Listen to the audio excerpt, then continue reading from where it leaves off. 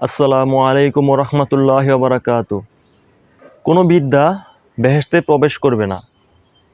আজকের টপিক্সের এই কথাটি কতটুকু সত্য যে কোনো বিদ্যা বেহেশতে প্রবেশ করবে না? চলুন আমরা অত্র কথাটি হাদিস থেকে জেনে নেই। হজরত আনাস রাদিয়াল্লাহু তাআলা আনহু থেকে বর্ণিত, তিনি বলেন, রাসূলুল্লাহ সাল্লাল্লাহু আলাইহি ওয়াসাল্লাম এক বিদ্যা মহিলার সাথে কৌতুক করে বলেছেন, কোনো বিদ্যা বেহেশতে প্রবেশ করবে না। বিদ্যা জানতে চাইলে ইয়া রাসূলুল্লাহ সাল্লাল্লাহু আলাইহি ওয়াসাল্লাম, কেন বিদ্যাগণ বা বুড়াগণ বেহেশতে প্রবেশ করবে না? অথচ বিদ্যা সবসময় কোরআন পাঠ করত। তখন নবী করিম সাল্লাল্লাহু আলাইহি ওয়াসাল্লাম বলেন, তুমি কি কোরআন পাঠ করনি? কোরআনের এই আয়াত পাঠ করনি?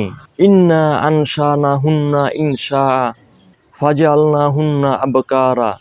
নিশ্চয় আমি নারীদের পুনরায় সৃষ্টি করব এবং তাদের সবাইকে কুমারী বানাবো।